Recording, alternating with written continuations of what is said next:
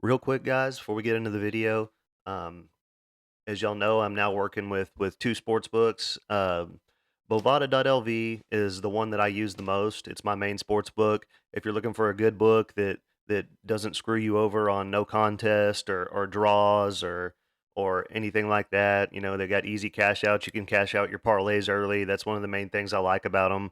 Um, Go to bovada.lv.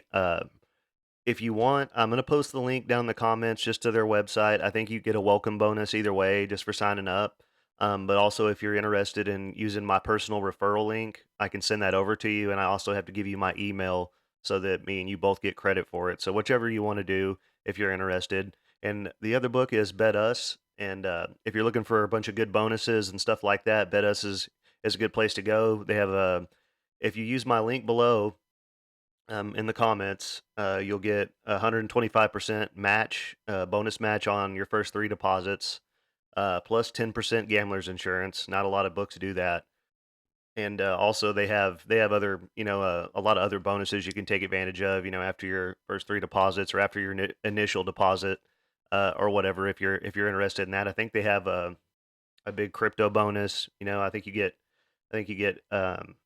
man, I don't remember what the percent is on it, but they have a crypto bonus you can use, after your initial deposit or whatever, and it gives you a big bonus. But obviously, you got to turn your money over. That's what happens with any book. If you're not familiar with it, whenever you use bonus codes and promo codes on these sites, you can win money, but you got to turn the money over, meaning you got to bet it a few times before you can pull your money out. But I've told y'all before what I've always done. I have accounts with almost every sports book online. I'll go over, I'll take advantage of all their bonuses and stuff, and then if the sports book's not for me, I'll pull it off, and go put it on one of the other ones I use, like Bovada or BetUs. So, and also if you want, you can scan the QR code on the screen. That'll take you to the BetUs website, and it'll hook you up with that bonus as well, man. So thank you guys, I appreciate it. Thank you for your time. Let's get into the video. What's up, everybody? We're here to go over UFC 301, Pantoja versus Erceg. No results for the UFC cards yet. Obviously, coming off of the week off, um, haven't had a card yet, so no results to talk about over that. I did have a little action on the PFL last Friday, which I didn't post this, for y'all to see because I don't really have time to go over, the PFL cards like I do the UFC. Um, and so I don't really, trust myself to be giving out my parlays for the PFL thing because I did this based on, relatively little knowledge, that I had. I only went with Kai Kamaka the third because, he used to fight in the UFC and I was familiar with him. He was an underdog. And I've always thought that Logan Storley wasn't, really a good fighter. So that's why I went against him and took that plus 170 on Shamil Masayev. And I saw that Messiah was like, he had like a legit wrestling background and all that. So I was like, man, he's probably got a good shot. I think he's either undefeated or he's only lost once. So those two underdogs, whatever. I had a 16 parlay that hit, and it cashed for $777. So just thought I'd, throw that up there and show you guys I made a little money on the week off. Maybe next time I'll post it so y'all can see it. So, but I don't know. I may have just got lucky, but um, either way. Let's get back over to 301.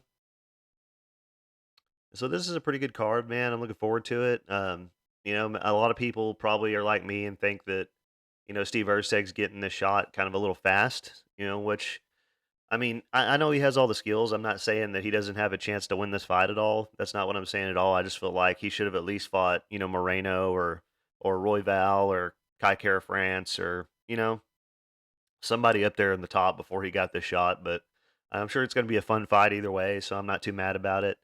And let's get into this card, man. First up, we got Ismael Bonfim taking on Vince Pichel, sorry. And Bonfim is 28 years old. He is 5'8" with a 71-inch reach. He is 19-4 and 1-1 in the UFC. He's a minus 400 favorite. And there was a lot of hype on the Bonfim brothers coming into the UFC. But we've now seen that maybe they aren't all that everyone made them out to be. I mean, they are good fighters, don't get me wrong. Gabriel showed that a little bit of cardio issue in his fight with Nicholas Dalby. Bonfim. Either way, I'll talk about that in a second. But he has 9 wins by knockout, 4 wins by submission. All 4 of his losses have been by submission. So that's the obvious giant hole in his game. Submission awareness and defense, possibly even takedown defense. After the way he looked against Saint Denis, I don't really think he should be a minus 400, favorite. That's a hard price to get to on this guy, coming off a loss and his only win in the UFC is over, a guy who's been, finished several times in the UFC, in Terrence McKinney. So, um, I know Saint Denis is really good, so I mean, you can't hold against him too much. A minus 400 is a pretty steep price on a guy that, is coming off a loss. Um, I was very tempted, before even looking into this fight to be like, Pichel's a pretty tough guy, maybe I should give him a shot, just to see the values there, But looking into Bonfin's record, it appeared that his last 3 opponents before the UFC were legit competition, and but whenever you look at what they've done since, they fought Bonfim, they've gone on to lose, fights in lesser organizations, and the rest of his record, are wins over guys that aren't very good and didn't have a lot of experience, and he did fight and lose to Moicano early in his career, and he said that's kind of what turned his career around. He's only submitted guys with little to no experience, so I'm not totally sure that his ground game is up to par, even though his brother is amazing, an amazing grappler. He's more known for his striking. I'm just laying out all the bad things first here, before I get into anything good, just because I'm getting tired of seeing these giant prices on guys that are, coming off, a loss that kind of showed that they have holes in their game. I mean, uh, not necessarily sure that Vince Pichel, he's not known as a grappler or anything like that. So I don't really know that he'll be able to take advantage of Bonfin's, weaknesses in that area. But um, I'm just saying that going down the line, he might end up having some problems, in the future. He's all the guys that have been able to beat, Vince Pichel in the UFC are guys with high level wrestling, and Bonfim isn't really a high level wrestler, but I think he does have advantages in the stand up as well. Um, so I mean, he's very fast. Even when he's throwing those big shots, he does tend to load up quite a bit. Fights very aggressively. Just imagine how fast he would be if he straightened up those shots. I do wonder about his cardio at times, but he did get the finish over McKinney in the second round. Just I kind of worry that if he can keep that pace up, for 3 rounds though. He's good at setting up those flying knees. He has good counter striking, likes to brawl with guys, and when he does that, there's not really much technical about it. South. He usually fights in the southpaw stance. Has a lot of success. Or sorry, people that fight from the southpaw stance usually have a lot of success against him with the body kicks. We saw Saint Denis land in a lot of those. He does have the better striking out of these two. He's probably definitely got the power advantage. In this fight, which is where this fight's probably going to take place is on the feet. I mean, it's likely either Bonfim will get an early knockout, which hasn't really happened to Pichel recently. But it is completely possible that Bonfin's beating the crap out of Pichel for the first 2 rounds and then gets tired and Pichel maybe comes back and wins the third round. I don't know, but I don't know. Bonfin's cardio has looked pretty decent. I just kind of worry about it because we haven't seen that much of him yet.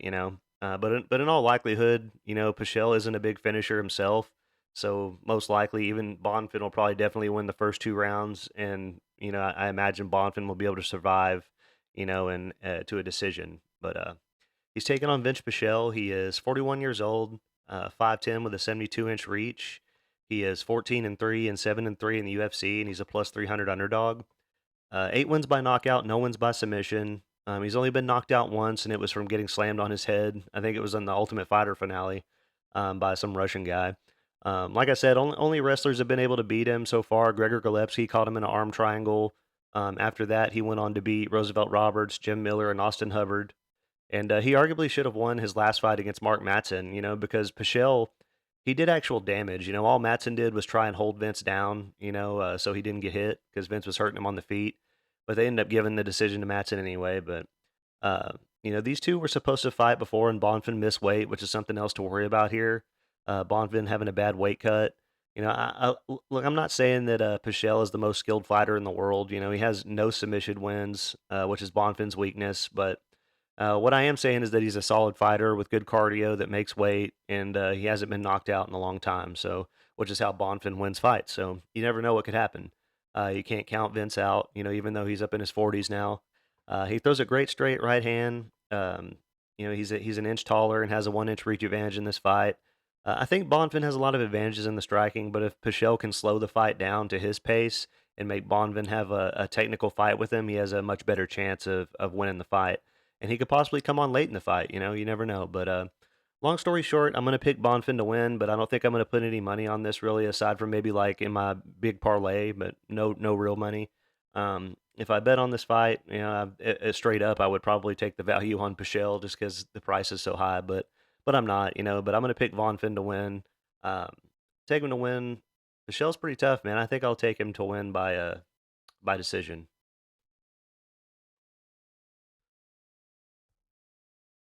Next up, we got uh, Marcio Huffy, I guess is how you're supposed to say it, taking on Jamie Mullarkey and Goofy. Let's just call him Marcio because I'm not sure if I'm saying his name right. I don't know if it's Ruffy or Hufy or Huffy or whatever, however they say it down there. Marcio is 30 years old. He's 5'11 with a 75-inch reach. He's 9-1, and this is going to be his UFC debut. Minus 140 favorite. All of his wins have been by knockout. So was his one loss was by knockout as well. He's never been submitted. The only decent competition he's fought with was his fight on the Contender Series, and that was also his first fight to go into the third round. But he did look pretty good, getting the finish in the third round. He does keep his hands pretty low sometimes. Throws nice calf kicks, good spinning attacks, spinning wheel kicks, and whatnot. Good at drawing his opponents into his big shots, and trains at the Fighting Nerds camp. A lot of good guys coming out of there, recently. Seems to have very good takedown defense. Good at getting the underhooks and keep, staying on his feet. Um, he will sit back and wait at times, which can cost him rounds. He was kind of doing that in his last fight in the first two rounds. Until he lands the big counter shot and puts his opponents out. That he's waiting on, but. He's got to be careful doing that in the UFC, man. But he's gonna have a 1 inch reach advantage. He uses his jab very well when he throws it. He has great striking defense, good head movement. I like what I saw. The only thing bad I can say is he wasn't landing a lot of volume in his last fight, but he did end up winning by knockout, just like all of his other wins. So you can't take that from him, And also that fight was up a weight class. He's now going to be down at 155 here. His cardio seems to be on point. He throws great uppercuts, very fast and accurate. Um, well, actually, no, I think when I went back and looked into it, this might actually be his first fight at 155. I think he's been fighting at welterweight through most of his career. So, I mean, he's probably going to be a pretty good size, lightweight, even though Jamie Mullarkey's a big lightweight himself. But which does worry me a little bit, because we haven't really got to see much of him at 155. So that does worry me a little bit, the extra weight cut. But um, and this is not a very easy matchup for his debut. I know Malarkey's been put away, but he does have all the skills. He's taking on Jamie Malarkey. He's 29 years old. He is 6 foot tall with a 74-inch reach. He is 17-7 and 5-5 in the UFC. He's a plus 115 underdog. So Jamie has all the skills. He's a great fighter, but he does get knocked out sometimes. 3 times so far in the UFC. He has 10 wins by knockout and 3 wins by submission. He's probably the more well-rounded fighter out of these two. He has good takedowns and whatnot, but we've seen him go out like against a Naimov when he fought him, and he was fighting the perfect fight, and then boom, he got caught with a big shot and put away. So that worries me here. But we have seen him take advantage, or we have seen him beat young guys coming into the UFC, before. So I mean, he's definitely good enough everywhere that you have any holes in your game, he can take advantage of them. He has a more traditional boxing type style with his hands. He's going to want to look for the takedowns in this fight, I'm sure. Problem is so far, Marcio looks like he has pretty good takedown defense, and with Jamie being knocked out twice recently, his chin does worry me a lot in this fight. He has fought the tougher competition. He has the better wins, the UFC experience. If he lands a big shot, no doubt he could possibly put Marcio away. But I could also see him falling right into Marcio's traps, with his counter shots. So Jamie shows 47% striking accuracy with 55% striking defense, 34% takedown accuracy with 77% takedown defense, and he averages 2.42 takedowns per 15 minutes, and he lands on average 4.46 strikes per minute while absorbing 4.49. This is a tough fight to pick. A guy debuting going against a good veteran.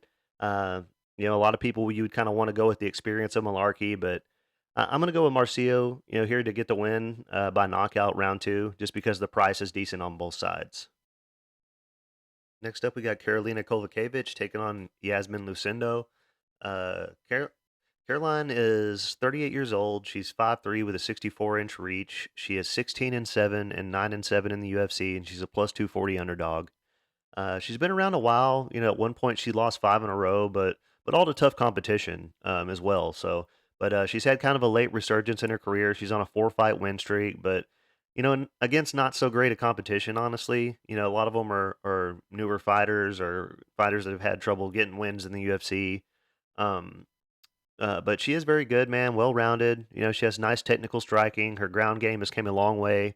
She uses her jab very well. She's a good kickboxer, and that's what she was known for earlier in her career. She was a KSW champion over in Poland before the UFC. Very fast hands, great counter striking, throws a lot of volume. Great calf kicks and takedown defense, and it's improved a lot. Her takedown defense used to not be so good, but it's really improved a lot. And she likes to double up her right hand a lot, out of the orthodox stance, which is um, she was doing that in, in a few of her fights I saw recently, and it's interesting because usually you see people doubling up the jab, with the lead hand, but she was doing it with her power hand, her hand, her right hand, sorry. But she is very precise with her shots. She has one win by knockout, three wins by submission, so not a big finisher. She may have the cleaner, more technical striking out of these two, but it's the power of Lucindo that Carolina has to worry about. Um, Carolina shows 43% striking accuracy with 59% striking defense, 26% takedown accuracy with 74% takedown defense. She lands on average 5.92 strikes per minute while absorbing 5.55. Puts out good volume, does get hit quite a bit though. And she's taking on Yasmin Lucindo. She is 22 years old, only 22, very young. 15 or sorry, 5'3" with a 66-inch reach. She is 15-5 and 2-1 in the UFC, and she's a minus 300 favorite. 8 wins by knockout and 3 wins by submission. Um, she's very good, man, and we've seen her improve, so much from fight to fight. She's never been knocked out, but has been submitted a few times way earlier in her career. But we saw how improved her ground game is in her last fight, man, and it's definitely her power is what really surprises me so much. She hits very hard. She has good footwork and great cardio. She beat a legit UFC veteran last time out. A UFC veteran that is known for finishing people.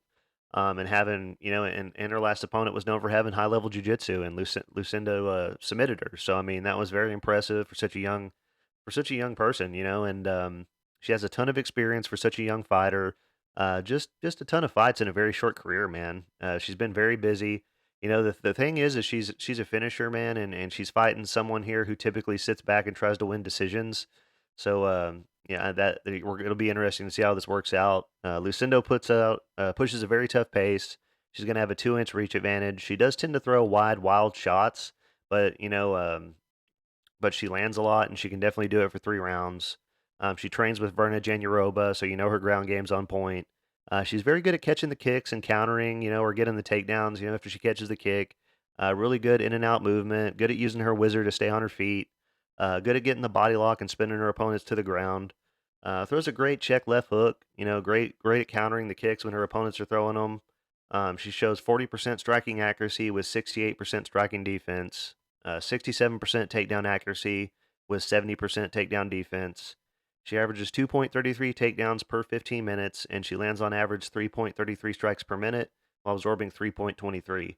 I'm going to be taking Lucindo to win this fight. I'm going to take her to win by decision just because Carolina hasn't been finished a whole lot in her career.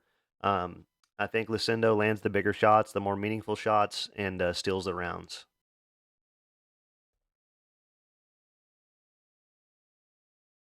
Next up, we got John Silva, John Silva, taking on William Gomis.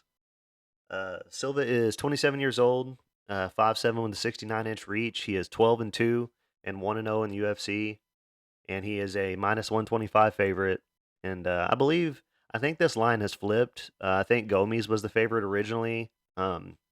Silva has never been finished. 9 wins by knockout, 2 wins by submission. I really like Silva. I think he's got a lot of skills, and I think he's going to be around for quite a while. He's got big power in his shots. But this fight may mostly come down to how good his wrestling is, if he can get the takedowns or not. Silva's a finisher, no doubt, but Gomez is a great kickboxer. He can be hard to hit too. And while Gomez is on a three-fight win streak, he hasn't really fought the best of competition yet. So this may be his toughest fight to date. In the UFC. Silva will be Silva will Silva Silva will be at a big height and reach disadvantage, so it will be interesting to see how he decides to deal with that. I guess his last fight was similar in that regard. Wilson was way taller and longer than him, but Wilson is nowhere near as good as Gomes is. And Gomes, I don't know if Gomes has ever been knocked out. Wilson's been knocked out several times. Silva is very strong. You could tell by looking at him. Every punch he landed was hurting Wilson in his last fight. Goes to the body a lot with his punches. He's going to want to get Gomes down. Silva isn't going to win the striking battle on the feet. Unless he just lands a big shot. And puts Gomes away, which is completely possible. But Gomes is very fast and hard to keep up with. I don't think, yeah, like I said, Gomes never been knocked out. We did see Francis Marshall take Gomes down in that fight, um, but Gomes was still able to win the decision. So I don't know. It just depends on if Silva can get the takedowns or not. Really. Um, He's taking on William Gomes. He is 26 years old, 6 foot tall with a 73-inch reach. He is 13-2 and 3-0 in the UFC, and he's a plus 105 underdog. 7 wins by knockout, 1 win by submission. He's never been knocked out, like I said, but has been submitted once earlier in his career. He's a really talented kickboxer. His kicks are some of the best weapons that he's got. He's super fast, technical, and accurate. 6 inches of height and 4 inches of reach advantage in this fight, and he's very good at using it. Very good at managing distance. He's young as well. He's going to be making improvements. Throws a wide variety of strikes. Stays very light on his toes. Mostly nice straight shots, on the punches. Great front kicks, great calf kicks. Throws kicks with his lead leg as well, which can be hard to prepare for. Gomes is favored on Tapology, and I understand why. He's way better in the striking, faster footwork. Silva has a power advantage. I think the true test will be what happens when Silva gets a hold of Gomes. Can Gomes keep it on the feet? Gomes shows 47% striking accuracy with 76% striking defense, which is great. 60% takedown accuracy with 82% takedown defense. He averages 1 takedown per 15 minutes, and he lands on average 2.62 strikes per minute while absorbing 1.49. You would like to see him land more volume than that, but he's definitely hard to hit. Um, I could see this fight going either way, and since I can't really decide, I'm just going to go with the plus money on Gomes to win by decision. I'm sure he'll end up being an even bigger underdog by the time the fights roll around. So I'm going to say he outpoints Silva and wins a decision.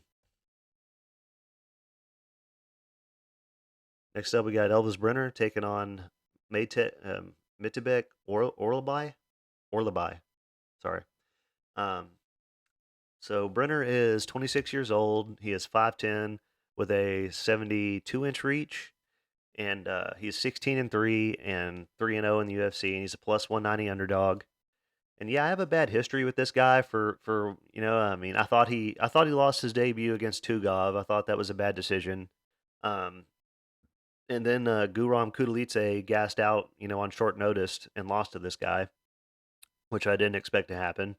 Which is an impressive win, even though I think, Guram taking the fight on short notice had something to do with it. But either way, it was an impressive win. The last guy he beat was making his UFC debut and had a really padded record, so I don't want to make too much of that either. But I don't want to like this guy. I hate admitting that he may be a problem in this division. And people have aside from his last fight, people have stayed going against him pretty consistently, and he's been winning. So, and they are here once again. So he has 3 wins by knockout, 11 wins by submission. I mean, he's never been finished. He was mostly known for his jiu-jitsu before the UFC. He only had one knockout before the UFC. He had a loss to Gabriel Santos before the UFC, who is now a featherweight in the UFC, down a weight class. This guy is very tough, man. He doesn't get tired, and we've been seeing now that he has the power to put guys away and the endurance, to keep up and come on late in fights and get a finish. And I think that's because he has, I think that's because he fights very aggressively. He throws a he throws a lot of flying knees and stuff like that. Um, he's a typical, shoot a box style of fighting, Charles Oliveira and all those guys. Guram put a beating on him early, and then he came back and got the finish. Throws nice calf kicks. I wouldn't say he has the most technical striking, but he does hurt guys when he lands. He uses his stance switches to set up his kicks and his punches sometimes. Throws a lot of combinations where he steps through and comes over with the other hand. And that's how he got the knockout in his last fight. He has decent takedowns, good body locks and trips. He's fighting at home here as well, and it's always my advice to make a parlay with all the fighters from wherever the card is. Like in Canada, I made a whole Canada parlay. If Brazil, I'm going to make a whole Brazilian parlay just in case, because we've seen instances where all the fighters from that area won every fight, even if they were underdogs. So it's always worth a shot. Just put $20 on it or whatever, but just in case. But Brenner shows 47% striking accuracy with 55% striking defense, 20% takedown accuracy with 86% takedown defense, and he averages just under one takedown per 15 minutes, and he lands on average 4.64 strikes per minute while absorbing 5.05, and he averages just under one knockdown per fight as well. He's taking on orolbai, and he is 26 years old, 5'10" with a 74-inch reach. He is 12-1-1 and 1-0 in the UFC, and he's a minus 230 favorite. 6 wins by knockout, 5 wins by submission. He's never been finished either. He's coming off an impressive win up a weight class over Euros Medic, where he showed off his wrestling and his submissions and hadn't really fought the best of competition up to that point, but it was an impressive debut for sure. And the only guy that ever beat Orolbai is still undefeated to this day. All but one of Orolbai's wins have been by finish. He did get hurt and hit with a lot of shots against Medic early in that fight. Very strong body lock, great trip takedowns. Very good, like strong hand control. He was controlling Medic like that. In the clinch in his last fight. He's good at grapevine the legs and controlling guys. So they can't get to their feet. Very strong with his wrestling, man. Cardio seems to be on point. Most of his submission wins were at the beginning of his career. He was getting mostly knockouts up until his last fight. He's been very dominant, throughout his whole career and hasn't really had any trouble with anybody. His striking seems to be pretty good outside of his last fight. Brenner has fought the tougher competition for sure, but I'm pretty sure that Orolbai has fought um, his entire career at welterweight, so this may be his first fight at 155 as well. Um, in a while at least, from what I could tell, which could affect him. But he seems to be very well rounded. He's pretty solid everywhere. He's going to have a 2 inch reach advantage. The only thing I didn't get to see much of watching the tape is his submission defense. And I definitely get to see. Uh, I definitely didn't get to see his submission defense against anybody as dangerous as Brenner is. But I'm willing to bet that his defense is probably pretty solid as well. But this is a scary fight to pick. Everyone's going with Orolbai. I'm honestly tempted to go with Brenner, but it would be my luck. I finally commit to pick him for a fight, and he'll finally lose. But um, I think it could be close in the striking. Brenner has decent takedown defense. I don't know, guys. Tell me what you guys think on this fight. There is a decent amount of people going with Brenner on Tapology, 38% on Tapology.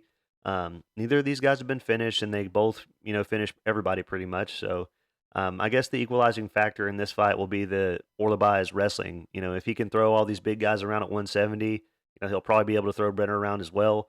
Um, so I guess I'll go with Orolbai to win this fight by decision. But you never know, man. Brenner's a really tough guy, and he's really been proving us all wrong throughout his career in the UFC. So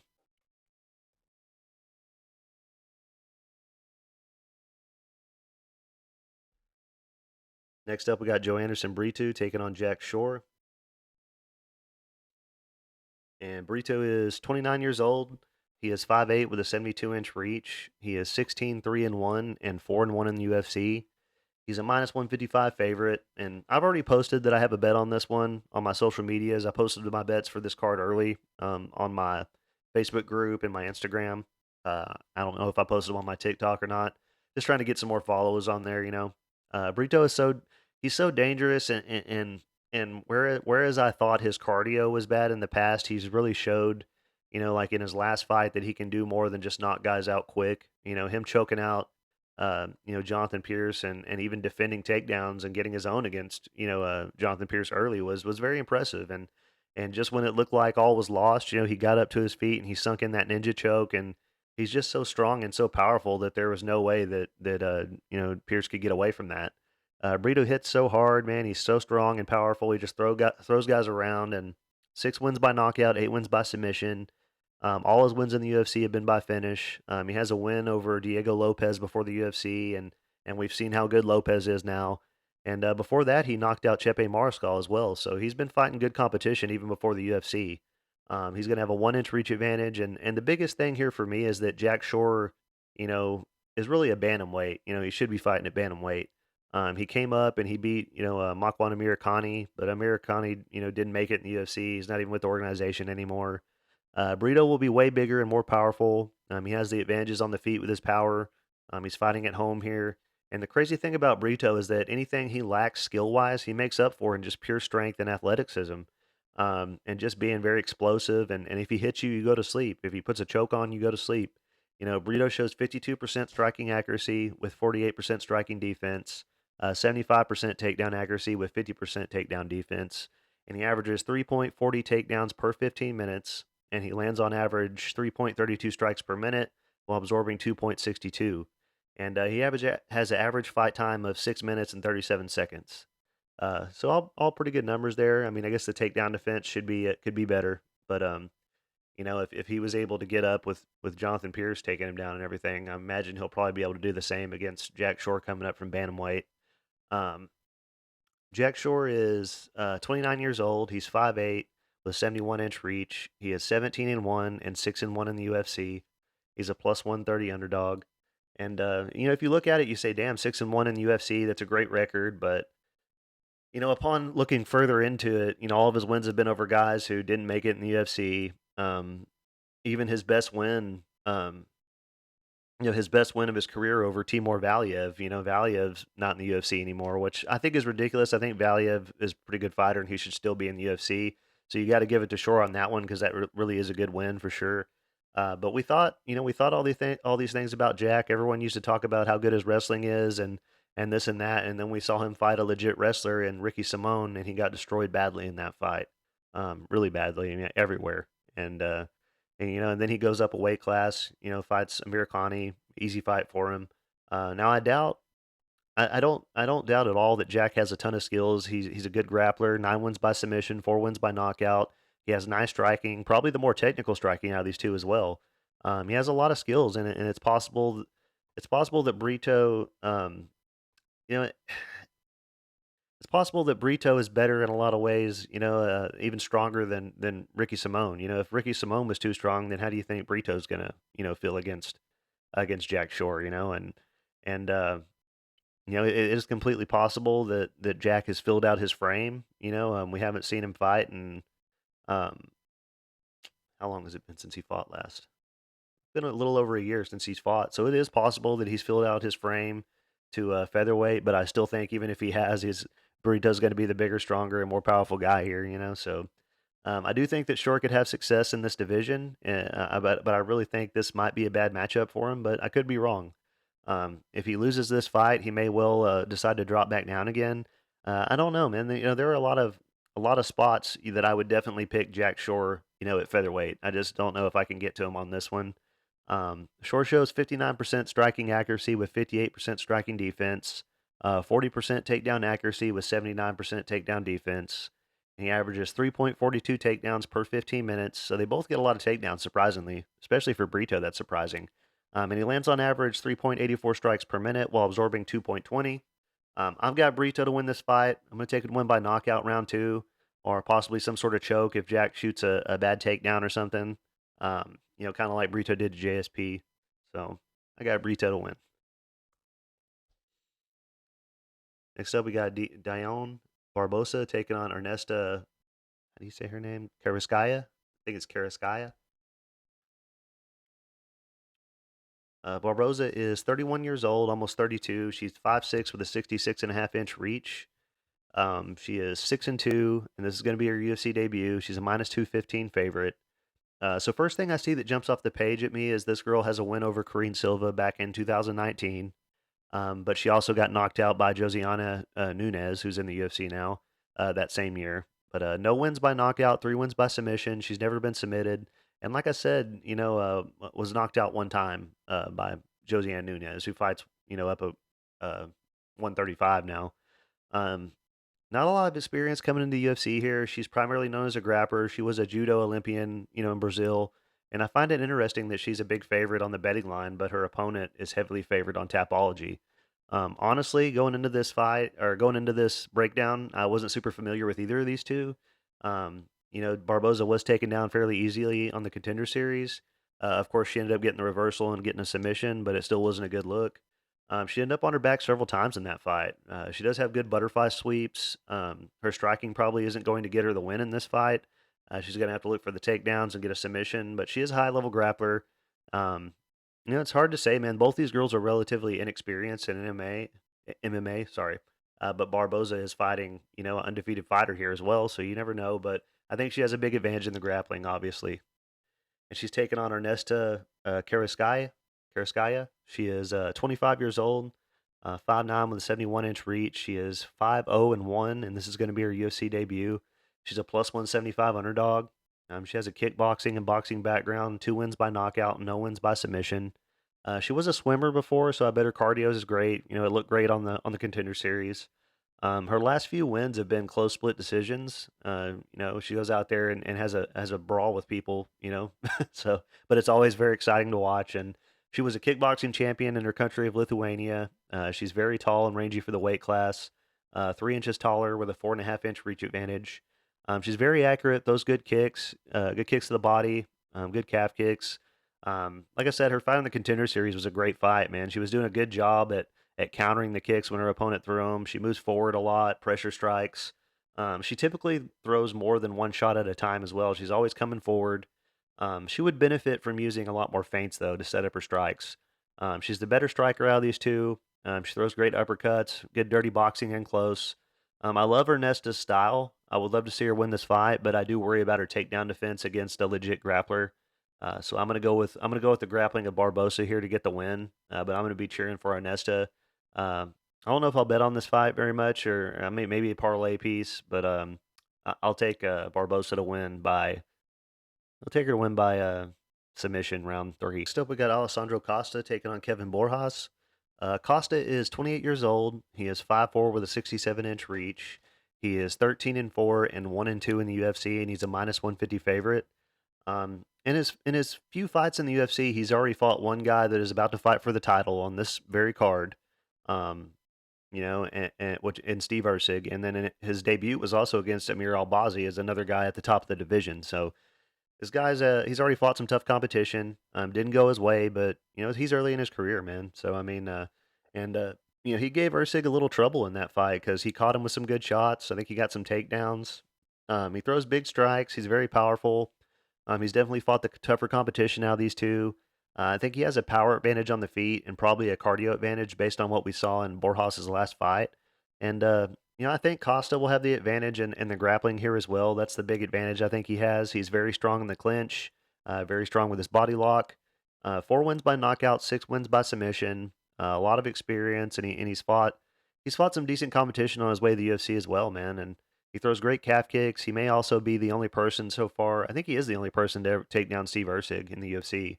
And he did that with his body lock, and he swept the leg and got him down and had some control time. And he would be smart to push the grappling and the clinch, early in this fight to slow Borjas down a bit.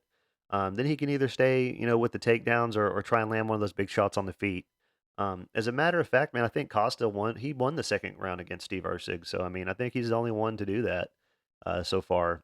He was making mistakes in that fight, as well. He was jumping submissions and losing, kind of giving up the dominant position, to chase a submission that he didn't get a few times. So I bet he's learned from that. I bet he's not going to do that anymore.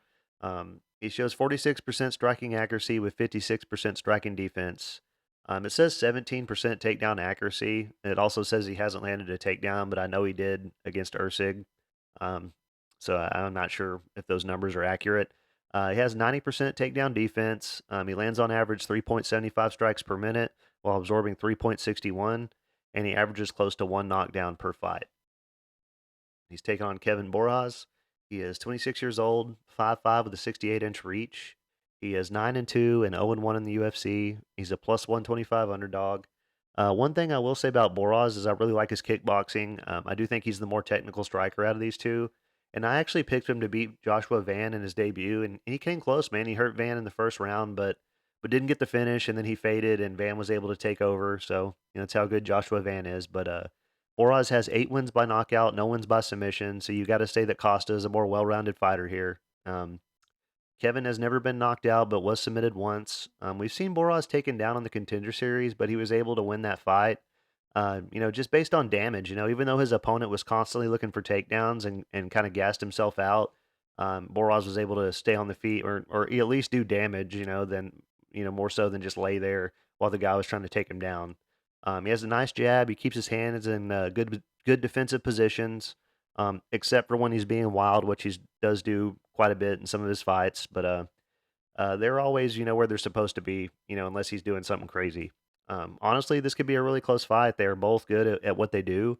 If Boras can keep this fight at distance and use his reach and his straight punches, he could possibly win this fight. But one thing I will say is, also Boras has a ton of amateur fights. I think he had at least 17 amateur fights, so he's not as inexperienced as his record indicates. But man, for me personally, I like Borjas, but I decided to go with the more well-rounded fighter here.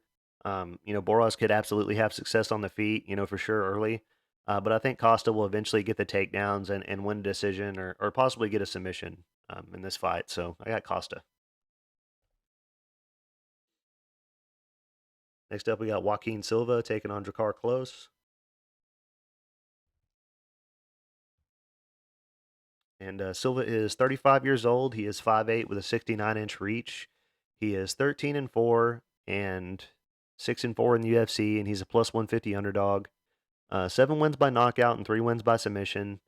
He's been knocked out 3 times in the UFC. He's got big power in his punches, to be honest, and I really was, kind of disappointed in his performance against Clay Guida the last time out. It was a lot closer of a fight than it should have been, this late into Clay's career. So I mean, I had money on Silva there, and I was kind of stressing. I was like, man, I'll never put money on this guy again. But his best win was over Jared Gordon back in 2018, and I just haven't been all that impressed with his skills overall. He tends to load up on all of his punches. Like I said, definitely has power for sure. He can be very explosive. I honestly think he should try and use his grappling more than he does. He was able to submit Neil Magny in a grappling tournament not too long ago, so obviously he's got some good skills in the grappling. His best bet in this fight is either to land a big shot early or to try to get the fight to the ground. But Drakkar Klose has great takedown defense, so I'm not sure if that's really an option. Silva shows 41% striking accuracy with 54% striking defense, 60% takedown accuracy with 64% takedown defense, and he lands on average 3.61 strikes per minute while absorbing 4.51. He's taking on Drakkar Klose. He is 36 years old. He is 5'9" with a 70-inch reach. He is 14-2-1 and 8-2 in the UFC, and he's a minus 180 favorite. I'm honestly surprised this line isn't steamed even more already. I mean, I caught Klose at an even better price than this. Klose is coming off a nasty slam knockout over Joe Selecki, which was pretty crazy. Klose has some good wins. He beat Bobby Green, Mark Diakese, Rafa Garcia. He has 6 wins by knockout. He hasn't won a fight by submission yet, but I do believe he has a wrestling background. I think he has advantages in most areas in this fight. He has great takedown defense, big power in his hands. He pushes a tough pace. He's good at getting back to his feet when he is taken down as well. So, good submission defense. He's never been submitted, and I think he has the better striking out of these two. He's only lost to really tough guys, Benil Dariush, back when Dariush was in his prime. And he lost to David Timur, who went 5-1 in the UFC, and I'm not really sure what happened to that guy. He won 5 fights, lost to Charles Oliveira, and then we didn't see him again. So I don't know if he's coming back ever or not, but I think he's probably better everywhere in this fight. Close shows 55% striking accuracy with 53% striking defense, 30% takedown accuracy with 68% takedown defense, and he averages 1.78 takedowns per 15 minutes, and he lands on average 4.33 strikes per minute while absorbing 3.40. And I'm taking Close to win this fight by a second round knockout. If Silva struggled to beat Clay Guida, I think this is a way big jump up in competition from Clay Guida. So I expect Close to come out on top, man. So I got Close to win.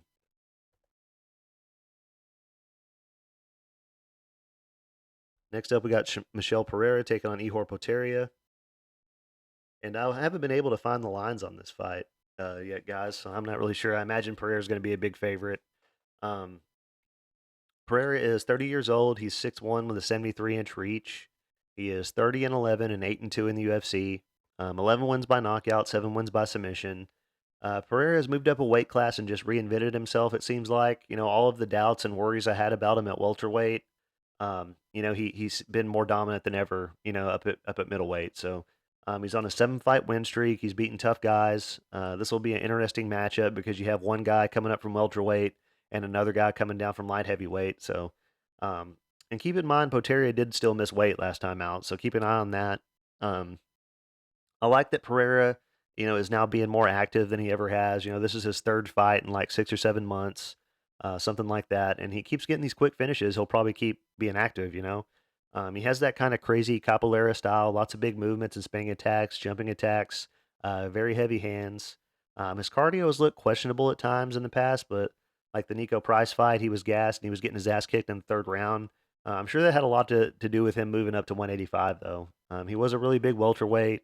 Sure, he cut a lot of weight. He has nice footwork, moves laterally a lot, good at creating angles, very unpredictable, always bouncing and moving. He has great takedown defense. He's coming off a big knockout over.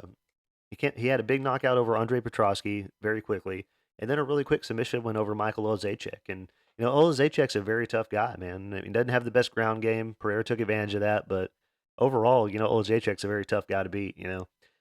He's very athletic and explosive, great calf kicks. In the back of my mind, I still can't help but worry about Pereira's cardio. But, since he's had two quick finishes, but, he's going to have a major speed advantage in this fight, and he's the better grappler as well. I wouldn't be surprised to see him go for takedowns in this fight. Um, Pereira shows 54% striking accuracy with 58% striking defense, 55% takedown accuracy with 94% takedown defense. Great numbers there. He averages 1.55 takedowns per 15 minutes, and he lands on average 5.15 strikes per minute while absorbing 3.71. I'm taking Pereira to win this fight. Um, oh, sorry, I got to go over Pateria before I get to that, don't I? Might as well skip him, but I'll go over him anyway. Poteria is 27 years old. He is 6'3" with a 75-inch reach. He is 21-5 and 2-3 in the UFC. 9 wins by knockout, 7 wins by submission. He's never been submitted, but has been knocked out 4 times, 3 of which have been in the UFC. In his last fight, he looked like he was going to get finished early again, but he got clipped with some big shots, and there was like a low blow, and he got a rest. And and when he came back from the rest, he really took over, and Brezcik slowed down, and Potera was able to come back and win the decision. Sorry, my voice is going out on me. Um, And he did look good, light on his toes. Good in and out movement in that fight. Cardio seemed to be good. And it was kind of a light, striking type battle. Not really any grappling being pushed or anything like that. He used his length and his height very well. He was throwing good inside leg kicks, nice straight left hand from the southpaw stance. His fights are usually pretty fun to watch, and he had a pretty padded record, coming into the UFC up until he fought on the Contender Series. He is tough, but so far his only wins in the UFC have been over Shogun, Hua in his retirement fight, and a guy making his UFC debut, in Brezcik. So he does a good job of popping the jab from down low, so you don't see it coming. He does look better at 185 than he did up at light heavyweight, but I do worry that the weight cut will be, too much for him, and if he, especially if he does actually make the weight this time. He's going to have a 2-inch reach advantage in this fight. Other than that, I don't see a lot of areas where he has advantages. He shows 50% striking accuracy with 52% striking defense. He's never landed a takedown in the UFC. He's attempted 8 takedowns, never landed one. 57% takedown defense, and he lands on average 5.19 strikes per minute while absorbing 5.01. I've got Pereira to win this fight. I'm going to take it to win by knockout round one, or possibly submission round one, but I think it's going to be a quick finish. I think Pereira's skills are way above, Poteria's in this fight.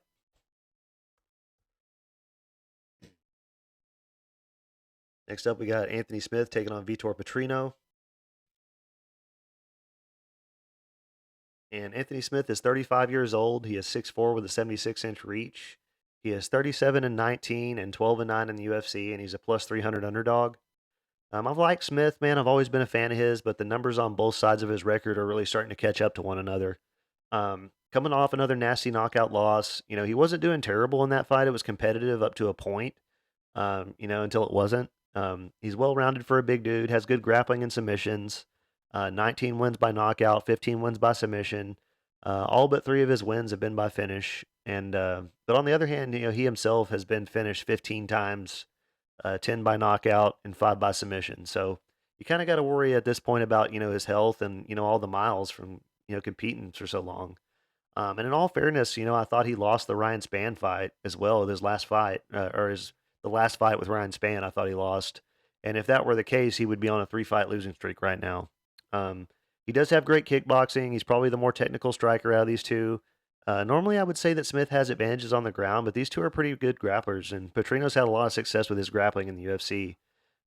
Smith, he was a lot bigger than Roundtree in his last fight, yet Roundtree was able to control him in the clinch and throw him around. And Smith just struggled with Roundtree's speed as well, which is something he's going to have to deal with again in this fight with Petrino. Um, Smith has all the skills. It's not completely impossible that he gets a win here, but when Petrino lands a shot, I could definitely see him hurting Smith, badly. Smith shows 49% striking accuracy with 47% striking defense, 27% takedown accuracy with 49% takedown defense. Those are key numbers there. He lands on average 3.21 strikes per minute while absorbing 4.47. And he's taking on Vitor Petrino. He is 26 years old. He is 6'2 with a 77.5-inch reach. He is 11-0 and 4-0 in the UFC.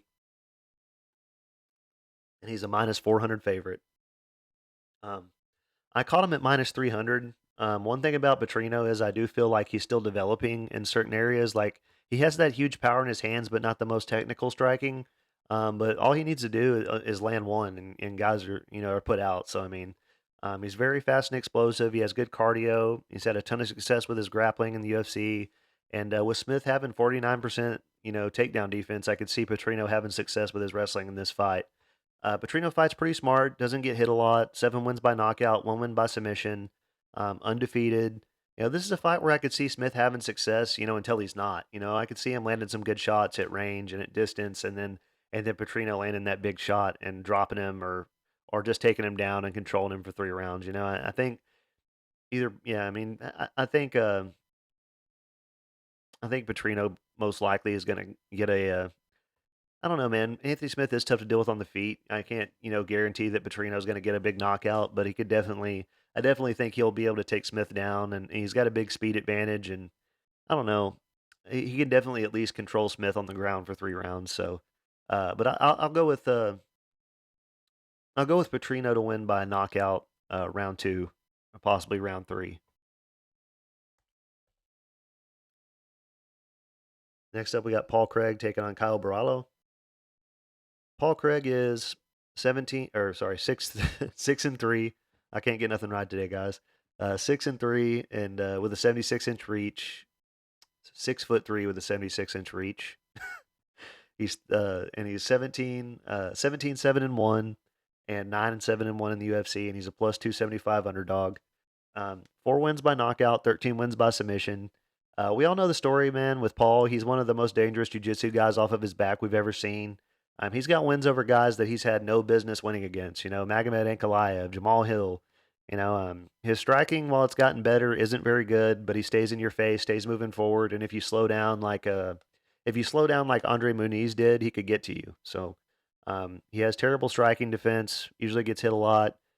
Usually it's a pretty safe game plan to just avoid going to the ground with Paul Craig and win the stand-up battle. Borralho normally uses his wrestling in his fights, but I don't think he would have to in this fight. But if he goes into Craig's guard, he could be in trouble. I won't lie, I always kind of find myself rooting for the Scottish fighters. I say this every time, but because my family came over there, like from over there, like 150 years ago, whatever. So I always kind of secretly root for him. But outside of an upset submission win, this is a hard fight for Craig. He's taller. He's going to have a 1-inch reach advantage. He shows 46% striking accuracy with 45% striking defense, 23% takedown accuracy with 38% takedown defense, probably because he doesn't really mind going to the ground. He averages 1.76 takedowns per 15 minutes, along with 1.65 submissions per 15 minutes. And he lands on average 2.42 strikes per minute while absorbing 2.86. He's taking on Kyle Borralho. He is 31 years old. He is 6'1" with a 75-inch reach. He is 15-1 and 5-0 in the UFC, and he's a minus 350 favorite. This guy and Petrino both are both guys that I've made money on in almost all their fights pretty much so far. Borralho's on a 14 fight win streak, very well rounded. He's never been finished. 4 wins by knockout, 4 wins by submission. Great wrestling and jiu-jitsu, very good at flowing from position to position. Great at taking the back and backpacking guys.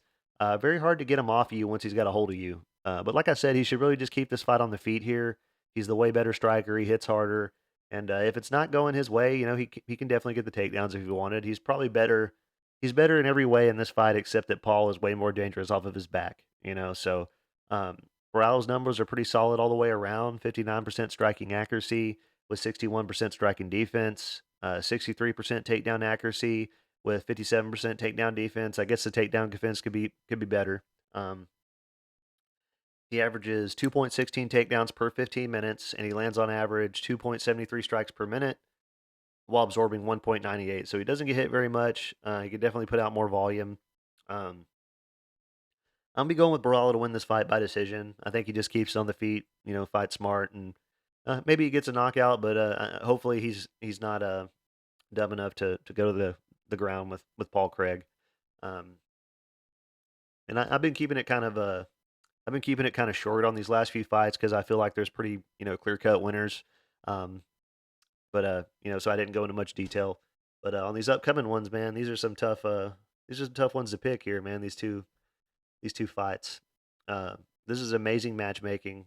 Two of my favorite fighters, Jonathan Martinez taking on Jose Aldo. And Martinez is 30 years old. He is 5'8" with a 69.5-inch reach. He is 19-4 and 10-3 in the UFC. He's a minus 120 favorite. Both these guys are, like I said, two of my favorite fighters. Martinez has 9 wins by knockout, 2 wins by submission.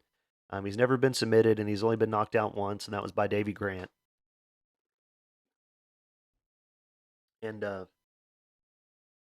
this guy's very good. He's impressed us every time he came out, and he has some of the best leg kicks in the game.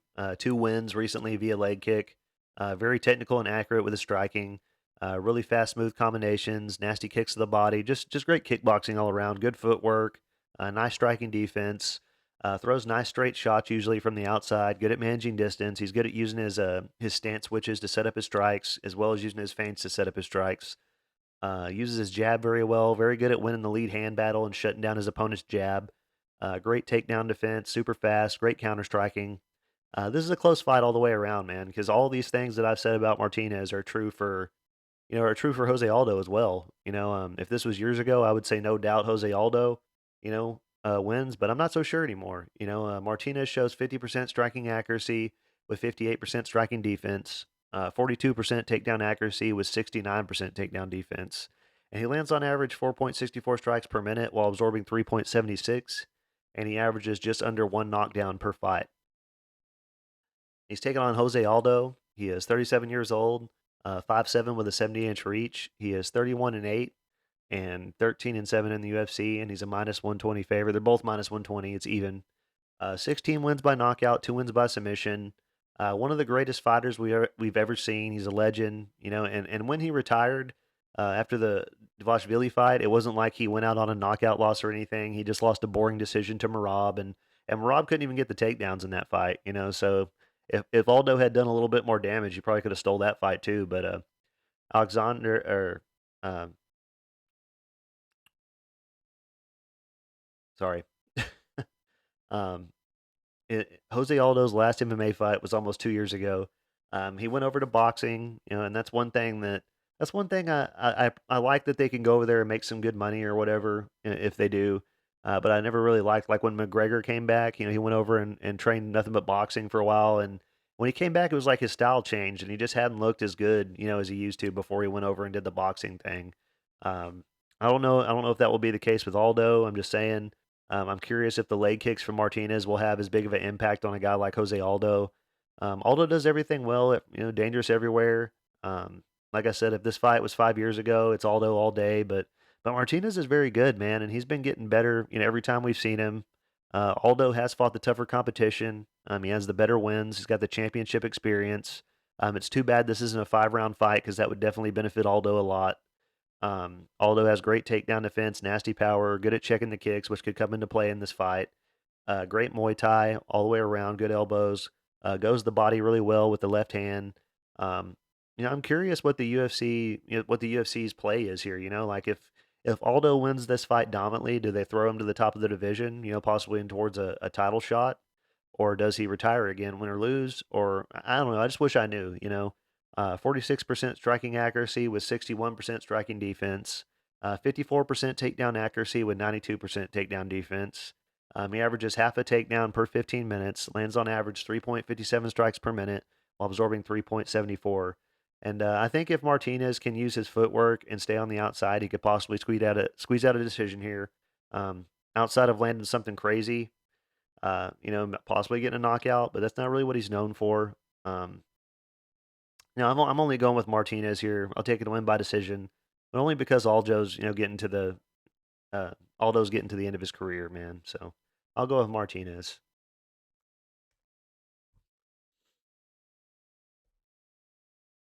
Next up, we got the main event: Pantoja taking on Steve Erceg.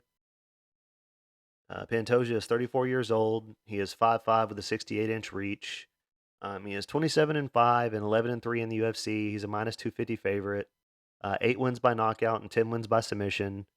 He's never been finished. High level jiu-jitsu. He's fought the better competition. Has the better wins. Really good body lock and single leg and double leg takedowns. 5 round cardio for sure. Erceg has looked good, but he shouldn't be fighting for a title yet. He beat Dvorak, who's on a long losing streak now, and Alessandro Costa isn't anywhere near being ranked, and Matt Schnell has been finished like 6 times in the UFC. So I mean, I don't know. I do think Erceg's got all the skills. I think he could possibly win this fight, but uh, I don't know. Either way, back to Pantoja. He throws great calf kicks, big power on his punches, and even though Erceg is quite a bit taller, he only has a half-inch reach advantage in this fight.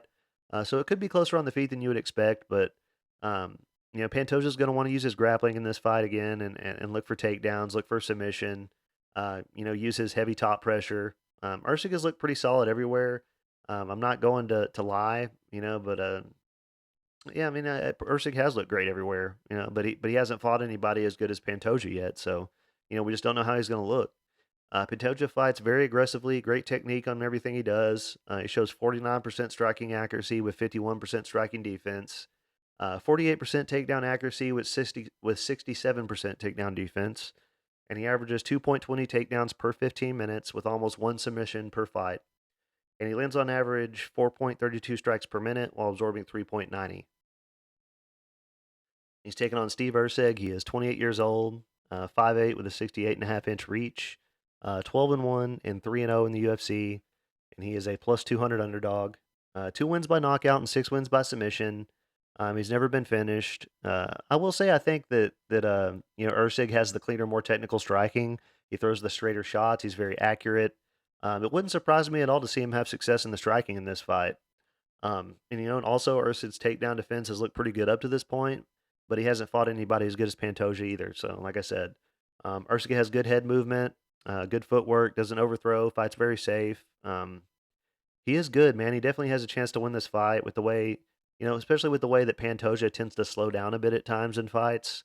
I could see him taking over possibly if Pantoja can't get the takedowns for sure. Erceg would absolutely outstrike him. To be clear, Erceg has the skills. He's a great fighter. He could win.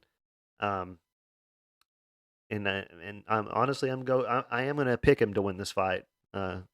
Just surprisingly, but I just thought he should have fought Moreno or Royval first or somebody at the top. But I don't think I'm gonna bet on this fight at all. If I did, I would want the plus money on Erceg. Um, Erceg doesn't have crappy takedown defense like Royval does.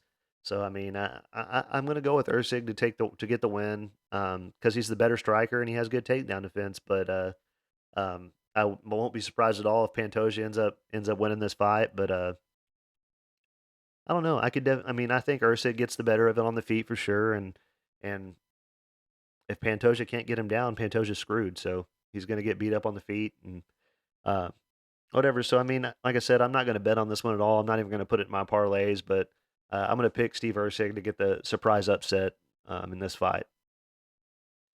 That's all my picks, guys. As far as my bets go, like I said, I already posted these a while back, but if you didn't see them, I got a half unit play on Jakar Close at minus 155. And then I've got a two fight parlay. It's just Kyle Borralho and Yasmin Lucindo. It's a minus 120. That's a one unit play. I've got a play on Alessandro Costa at minus 135. That's a half unit play. And then I've got a two fight parlay that's Joe Anderson Brito and Vitor Petrino, and that's a plus 111, and that's a three quarters of a unit play. And then as far as parlays go, I've got a four fight parlay, Lucindo, Close, Borralho, Petrino. That's plus 233. And then um, to that I added Johannesson Brito, Alessandro Costa, and Maytek Orolbai. That's a seven fight parlay, and that's a plus 1266. I'll leave these up for just a second in case y'all want to look at them.